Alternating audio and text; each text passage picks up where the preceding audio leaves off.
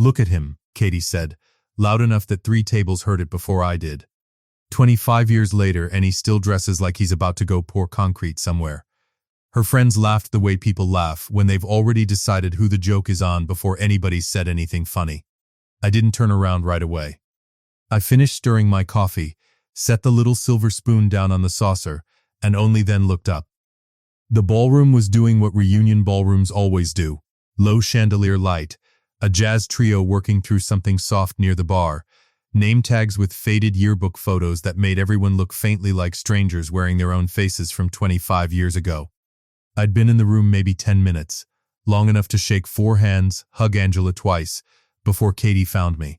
She'd always had a gift for finding the exact moment a room was listening. "Katie," I said. "Even, not cold, just even." "Peter," she said back, drawing the word out like she was testing whether it still had the same weight it used to. She looked good, she always did, but there was something new in the way she held herself, a kind of practiced confidence I didn't remember from before. "You didn't RSVP. Half of us weren't sure you'd show." "Wasn't sure myself for a while," I admitted. "Still doing the construction thing?" she asked, glancing at my plain suit, my plain watch. Like she was cataloging evidence for a case she'd already decided the verdict on. "Still doing the construction thing," I said, which was true, in the same way that saying a river is still doing the water thing is true. "My name is Peter Rush. I'm 43 years old, and if you'd asked me 8 years ago what I thought tonight would look like, standing in a hotel ballroom in downtown Atlanta at my 25th high school reunion, I would not have guessed any of it. Not the ballroom, not the reunion, and certainly not the woman across the room, laughing at me with a glass of champagne in her hand, a diamond ring catching the chandelier light on her left hand that hadn't been there the last time I'd seen her. I want to tell you something before we go any further, because it matters more than anything that happens later tonight. A man's worth was never supposed to be measured by what people say about him in a room. It's measured by what he does when the room isn't looking. My father used to say that to me while we were up on scaffolding together on Saturday mornings when I was 16. Sweat running into my eyes, hauling lumber, because that's what our family did instead of vacations. I didn't understand it then. I understand it completely now. Katie didn't know what I'd built since she'd left. Nobody in that ballroom did. What they knew was the version of me that had stayed behind 8 years ago, a guy who used to talk about building something someday. Apparently still just talking, while she'd gone off and, from the look of that ring, found herself a whole new life. There was a man standing close beside her, in a suit that fit him the way an expensive suit fits someone who bought it to impress people, rather than because it was comfortable. His name, I'd learned soon enough, was Andy Davis. What I noticed first wasn't his face. It was his eyes, and where they kept landing. Not on mine. On my watch, a plain steel one I'd worn every day for 9 years, the one that used to belong to my father. He wasn't admiring it. He was doing math with it, the way a man does when he's sizing up whether you're worth his time. Before we go further, I want you to sit with something my grandmother used to say to me on the porch of her house in East Point, rocking in a chair that had been creaking since before I was born. "Baby, the people who talk loudest about your failures are usually the ones most scared you're about to prove them wrong." She raised 6 children on a school cafeteria salary and never once, in 81 years, raised her voice at another human being that I ever witnessed. She used to say patience wasn't the same thing as doing nothing. It was doing everything, quietly, while the people around you assumed you were doing nothing at all. She was right about almost everything. She was right about this too. Let me take you back a little, because that's really where this story begins, not in the ballroom, but in a much quieter place. Welcome back to Sweet Family Revenge. Grab your snacks, get comfortable, and remember, the people in these stories had every chance to behave themselves. They just chose wrong. Drop a comment and be sure to subscribe. You're going to love it here. 20 minutes before Katie found me, Angela had pulled me aside near the check-in table, wine glass already in hand, giving me the same look she'd been giving me for weeks. "You made it," she said. "I half expected you to bail in the parking lot." "Considered it," I admitted. "Sat out there for a solid 10 minutes. And? And I figured a grown man shouldn't need a pep talk to walk into a hotel ballroom, I said, which made her laugh, because we both knew that was exactly what I'd needed. Angela had been the one pushing me toward the reunion for weeks. We'd known each other since middle school, and she had zero patience for my avoidance. "You've spent 8 years quietly rebuilding your whole life, Peter," she'd told me over the phone the week before. "Go to that reunion. Not to prove anything, just to close a door you never actually shut." I'd almost said no more than once. I had a good, quiet life by then, a house in a neighborhood full of oak trees, a wife who loved me steadily and without conditions, work that actually mattered to the city I grew up in. I didn't need Katie's approval, or anybody else's from that gymnasium 25 years ago, to know who I was. But something in me wanted to walk back into that room one time, not as the man who'd left broken, but simply as myself. Angela had squeezed my arm once, right before she drifted off toward some old classmates near the photo booth, and said the thing she always says before she leaves me to fend for myself in a crowded room. "Just be yourself." That's always been more than enough, even when you didn't believe it. I was still turning that over in my mind, wine in hand, when Katie found me. We met at 19, both of us working summer shifts at a hardware store off Cascade Road, her at the register, me hauling lumber in the back lot in 95-degree heat. She used to sneak me a cold soda from the break room fridge when the manager wasn't looking, and I used to save her the good scraps of trim wood so she could build little birdhouses she sold at a farmer's market on weekends. She had this laugh back then, an honest one, nothing performed about it, and I fell for her somewhere between the third soda and the fifth birdhouse. We dated 2 years before I asked her to marry me. We married at 21, in her aunt's church with maybe 60 people, and a reception in the fellowship hall with folding tables and my mother's sweet tea. We stayed married 14 years, through a genuinely good stretch, and then through a slower unraveling before she left. 14 years is a long time to build something with somebody. It's an even longer time to watch it come apart one quiet disappointment at a time. The first 5 years were good. I mean that honestly. Katie wanted things, a nicer house, a certain kind of life, the validation that comes from other people being impressed by what you've built. There's nothing wrong with wanting things. I wanted things too. But somewhere in our late 20s, the wanting started to curdle into a restlessness that no house, no promotion, no certification program ever quite satisfied. I kept thinking the next thing would finally let her exhale. It never was. Eventually, I understood the exhale she needed had to come from somewhere inside her, and I couldn't reach in and hand it to her no matter how hard I worked. There was the year I sold my grandfather's set of framing tools, the good steel ones I'd used to put myself through my first construction job, to help cover a certification program she wanted badly. I never told her what it cost me. I didn't want her carrying that weight. There was the year I turned down a foreman promotion, 2 states over, better pay, real security, because she didn't want to leave Atlanta while her sister was going through a hard patch. I said yes without hesitating, picked up side work on weekends instead. Came home with my hands split open, telling myself it didn't matter as long as she was happy. I found out about the affair about a year before she finally left. I won't dwell on it, because it's not really the point of tonight, and dwelling on it never built anything worth having. I stayed anyway, because I believed if I was patient enough, steady enough, successful enough, she'd eventually look at what she had and choose it. She didn't. On a Tuesday morning 8 years ago, she packed 2 suitcases and told me she'd already found an apartment. I remember standing in the kitchen doorway watching her zip the second one shut, the house so quiet I could hear my own heartbeat. She didn't cry. I didn't either. Not then. "Say something," she said, pausing at the door. "Drive safe," I said. "Call me when you're settled so I know you got there okay." She left. I didn't chase her down the driveway. I let her go, and I went quiet. Some folks mistake quiet for broken. They are never ever the same thing. About a year after the divorce, Katie took a job in Charlotte and moved 4 hours away. Our daughter Maya was 10 then. And for a couple of years she split time between us, a long drive on either end most months. By the time Maya started high school, she asked to stay in Atlanta full time. Her friends were here, her school was here, and if I'm honest, So was I. And she knew it. Katie didn't fight her on it. To her credit, in this one specific area, she never once made Maya a weapon between us.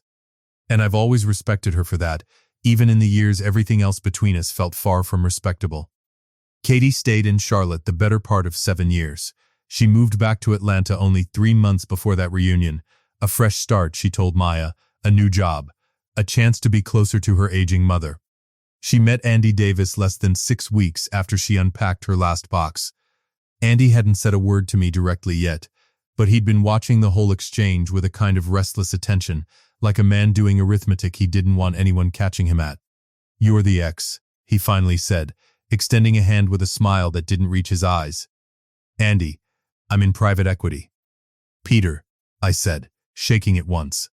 "Construction, right?" He said, like he was placing a bet he was confident about.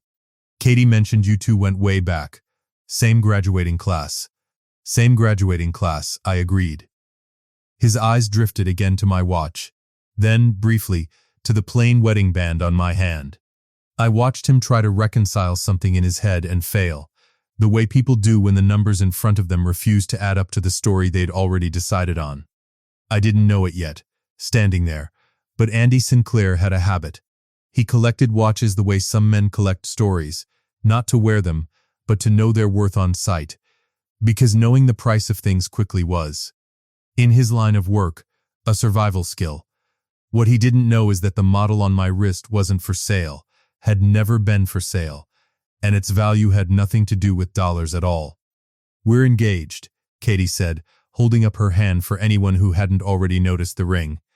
3 weeks now. Andy's built an incredible fund. Real estate, infrastructure, the whole portfolio. She said the word infrastructure like she was testing whether it might land a blow. "Congratulations," I said, and meant the part where I hoped she'd finally found something steady, even if some old, tired part of me already had questions about how fast this had all moved. I saw the room shift before I saw her. Conversations dipped by half a register, the way a crowd does when something worth noticing walks in. I turned, and there was Teresa, in a deep emerald dress, hair loose the way she wears it when she's had a long week, and finally gets to exhale, moving through the ballroom like she belonged in every room she'd ever entered. Because she did. She found me easily, she always does, and slid her hand into mine like it was the most natural motion in the world. "Sorry I'm late," she said, kissing my cheek. Client meeting ran long, a woman finalizing her protective order paperwork. I didn't want to rush her out the door just because I had a party to get to.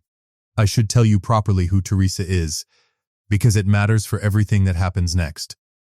She spent years as a compliance investigator for a regional banking oversight office before she left to found and run the Ashford Center, a legal aid and advocacy nonprofit here in Atlanta that supports women rebuilding their lives after divorce, abuse, or financial exploitation, free legal help, safety planning, and, more and more in recent years, help for women who'd been quietly drained of their savings by men who were very, very good at being charming. I met her about a year after my own divorce, on a job site where she'd stopped by in an oversight capacity to check permits near a daycare center my crew was renovating. She caught a dust barrier violation I'd missed and made me fix it before lunch. We didn't start dating for another 8 months after that. Neither of us was in a hurry, and I've come to believe that was exactly the right pace for two people who'd both been burned by moving too fast toward things that looked right instead of things that actually were. We married 3 years ago. She never once needed me to prove my worth to her. She simply paid attention, the way she'd paid attention to those dust barriers, and decided for herself what she saw. "This is Teresa," I said to Katie and Andy. "My wife." "Peter," Katie said, recovering her composure with visible effort.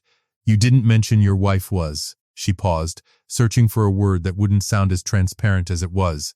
"So lovely." "You didn't ask," I said. "Not cruel. Just true." Teresa extended her hand warmly to Katie, because that's who she is, gracious even to people who don't deserve it yet. Then she turned to Andy. Something in her face changed. Small, almost nothing. "If you didn't know her the way I do, you'd have missed it entirely," A half-second flicker of recognition, quickly smoothed back into a polite, professional smile. "Andy," she said, shaking his hand. "Nice to meet you." "Likewise," he said, already looking past her towards someone more useful to talk to. Teresa didn't say anything else about it right then, but I felt her hand tighten just slightly around mine. I want to be honest with you, I hadn't come to that reunion expecting to be the center of anything. I'd come because my old friend Angela had spent a week telling me it was time to close a door I'd left cracked open for 8 years, and because some quiet part of me wanted to walk back into that room one time, not as the man who'd left broken, but simply as myself. What I hadn't planned on, what I genuinely hadn't seen coming, was the reunion committee chair, a classmate named Carla Simmons, stepping up to the small stage near the dance floor and tapping the microphone.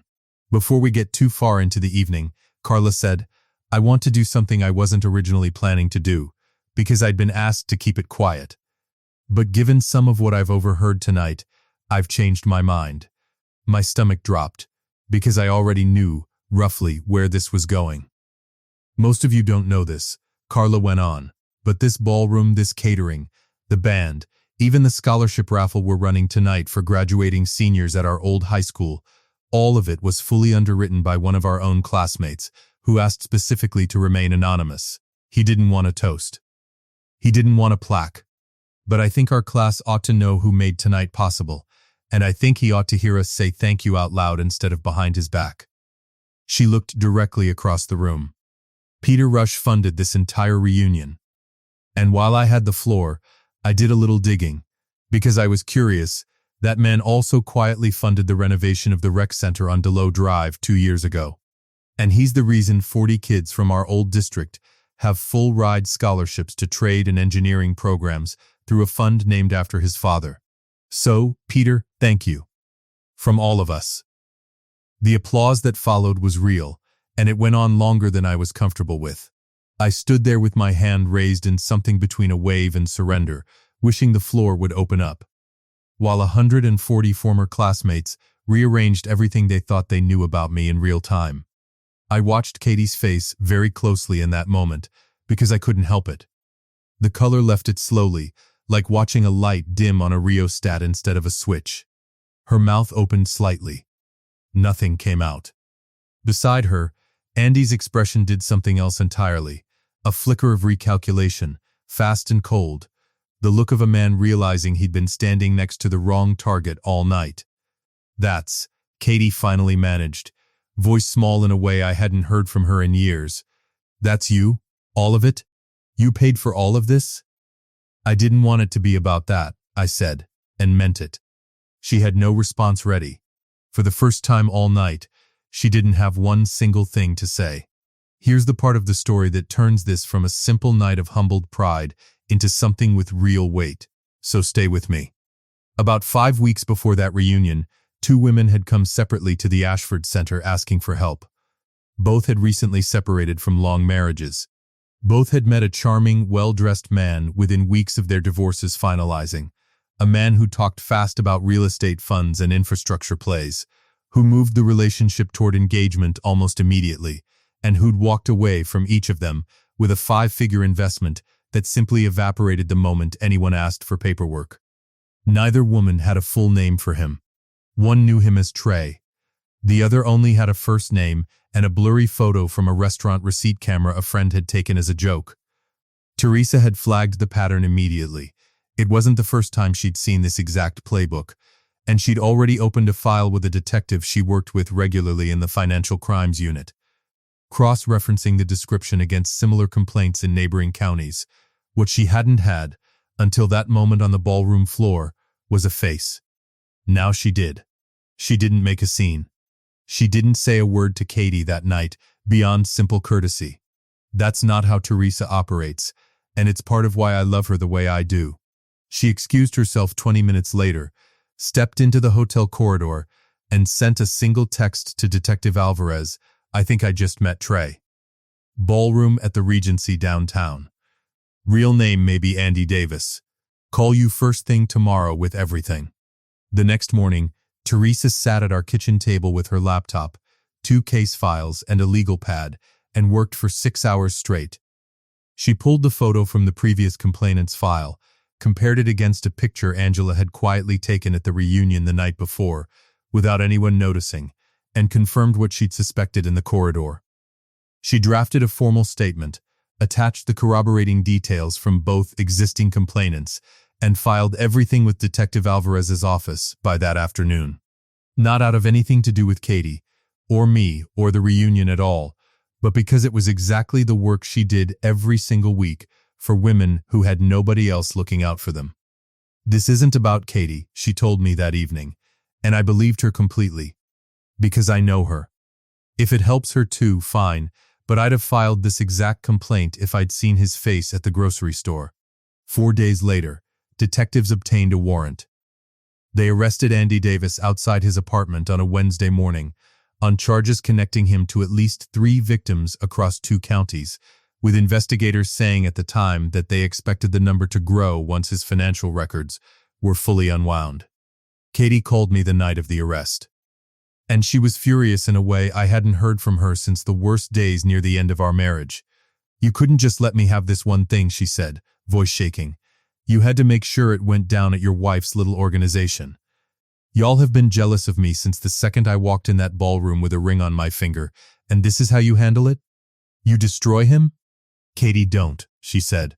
"Don't act like this is some coincidence. Teresa's had it out for me since the day she shook Andy's hand. I saw her face. I didn't argue with her that night. There's a particular kind of hurt that doesn't hear reason yet, no matter how true the reason is, and I've learned the hard way that trying to force it usually just makes the wound angrier. I told her I was sorry she was in pain, and I meant it, and I let the call end there." 2 days after that, Detective Alvarez called Katie directly as part of building the case and walked her through the full file. Bank statements showing the same investment pattern repeated with 4 different women in 18 months, each one within months of a divorce or a death in the family. Each one moved toward engagement inside of 6 weeks. Messages from an entirely separate fiancé in Savannah that Andy had been actively engaged to at the exact same time he'd proposed to Katie, a woman named Sophia who'd been planning a wedding for October. The same month, 300 miles away, entirely unaware Katie existed. Photos of a storage unit full of gifts, watches, jewelry, one still in its box, purchased with money that had come out of other women's divorce settlements, kept, investigators believed, as a kind of rotating inventory to re-gift to whichever woman he was courting next. Katie called me that same night, and this time there was no fury in her voice at all. Just a kind of exhausted, hollowed-out quiet I recognized, because I'd worn that same quiet myself once, a long time ago. "I'm so sorry," she said. "I said terrible things to you and to Teresa, and none of it was true, and I knew it wasn't true even while I was saying it. I just couldn't stand the idea that you two had been right about him and I'd been that easy to fool." "You weren't fooled because you're foolish," I said. "You were fooled because he's very good at what he does, and because you'd just moved to a new city looking for a fresh start, and he knew exactly how to find women in that exact moment and be whatever they needed him to be. That's not a character flaw in you, Katie. That's a crime he committed against you." She cried for a long while on the other end of the line, and I let her. Because some things don't need fixing in the moment. They just need somebody willing to stay on the phone. "Will you tell Teresa I'm sorry?" she asked eventually. "Properly, not just through you. Tell her yourself," I said. "She'd want to hear it from you." Katie did call her 2 days later. I wasn't in the room for that conversation, and I never asked what was said. Some conversations belong only to the 2 people having them. About 3 weeks after that, Katie asked if she could take Maya and me to lunch. The 3 of us, nothing formal, just a diner near her mother's place in East Point. Teresa wasn't there. By design, Katie had asked separately if she could see her another time. One-on-one, and Teresa had said yes without hesitation. Lunch with Maya was easy, the way it usually is when a 17-year-old is in the room to keep the adults from taking themselves too seriously. But near the end, when Maya stepped away to the counter for a to-go box, Katie reached across the table and put her hand over mine, briefly, the way she used to a long time ago. "I spent 8 years telling myself a story where I was fine, and you were the one who'd stayed small," she said. It was easier than admitting I'd traded something real for the idea of something impressive, and then gotten fooled by a worse version of the same mistake twice. You're allowed to have gotten it wrong, I said. Twice even, that doesn't erase the good years, and it doesn't make you a fool. It just makes you somebody who was looking for something and hadn't found it yet. Have you? She asked. Found it? Every ordinary morning, I said. That's usually where it's been hiding. She laughed at that, a real laugh. The first honest one I'd heard from her in a long time, and for the first time in 8 years, it didn't cost either of us anything to sit across a table from each other.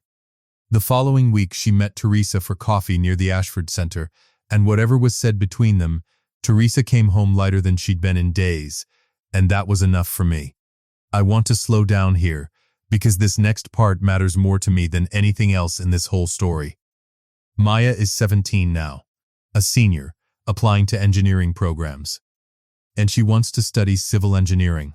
She's never once told me it's because of me, and I've never asked her to say it.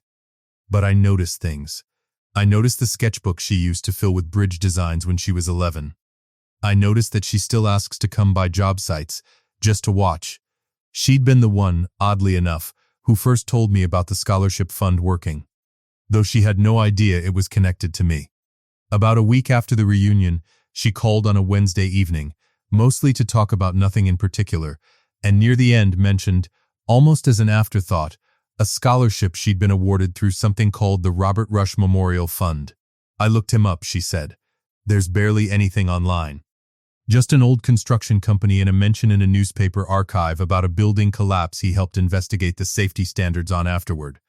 That's your great-grandfather, I said. My dad's father. He didn't talk about himself much. Wasn't really his way. Runs in the family, huh, she said, and I could hear the smile in it. I told her the truth then, about the fund, and why I'd never mentioned it to her, and why I'd wanted her to earn her way into engineering because it lit something up in her, not because of any name attached to it.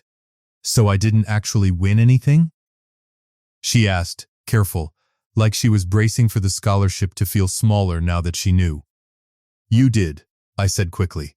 The selection committee doesn't know who applies personally. I made sure of that years ago, specifically so this could never happen, so nobody could ever say you got it because of who your father is. Your essay about designing infrastructure that actually serves the neighborhoods it's built in was the strongest one they read. I found out you'd won at the same time you did. I promise you that. She was quiet a moment, a different kind of quiet this time. Okay, she said, softer, that actually means a lot more, knowing that. I want to end this story somewhere quieter than a ballroom, because that's where the truest parts of it actually live. Weeks later, once all of it had finally settled, I stood on our back porch with a cup of coffee, looking out at the oak trees a few blocks over that lead, down toward the park. Atlanta does that particular pale gray in late October, a sky that hasn't decided anything yet. Teresa came out a few minutes later, wrapped in an old cardigan she refuses to replace no matter how many new ones I buy her, and handed me a second cup, even though I still had one going lukewarm in my other hand. A cold cup of coffee, she always says, is just a reminder to slow down, not a mistake to fix. Do you regret it? I asked her. Filing that complaint the moment you got home, on a night that was supposed to just be a party? She thought about it honestly before she answered, because that's who she is. No, she said. I'd have filed it if I'd met him anywhere else, on any other night, attached to any other person. That's not a hard question for me, Peter, it never has been. She leaned her head against my shoulder. The hard part was watching Katie's face while I did it. I know what she is to you, even now. I didn't do it to hurt her. I did it because 3 other women needed somebody to. I know, I said. I've never once doubted that. We stood there a long while, coffee going lukewarm in our hands, watching the wind move slow through the trees. Later that afternoon, I called Angela to thank her for pushing me to go that night. You knew, didn't you? I said, that something like this might happen. I didn't know the details. She laughed. I just knew you were finally ready to stop carrying all of it alone. Then, softer, your grandmother would have been proud of how you handled that room, Peter, calm as still water. She used to tell me patience wasn't the same thing as doing nothing, I said. Most of us take 20 years to understand what our grandmothers said in about 10 seconds, Angela said, and I could hear the smile in it. That's just how wisdom works. It waits for you. This story reminds us that real healing rarely arrives with fireworks. It shows up in small, deliberate choices, made quietly, long before anyone's applauding, and sometimes in the unglamorous, unhesitating work of somebody simply doing their job well, without a single thought for who it might embarrass along the way. Peter didn't win that night because a room finally found out what he was worth. He won because he'd spent 8 quiet years building a life so steady it no longer needed a single person's approval to stand up straight on its own, and because he'd chosen, without ever quite planning to, a partner who did the right thing whether or not anybody was clapping for her. Katie didn't lose that night because she got humiliated in front of her old classmates. She lost, for a little while, because she'd gone looking for a fresh start in the arms of the first person who told her exactly what she wanted to hear. What she found afterward: a daughter who still loved her, an ex-husband who didn't gloat, and a woman she'd been ready to call an enemy who'd fought for her, without being asked. Turned out to be worth more than the fresh start ever could have been. That kind of peace is available to all of us. It's just built one ordinary morning at a time. If you liked this story, join our community by hitting that like button and subscribing for more family-centered accounts like this.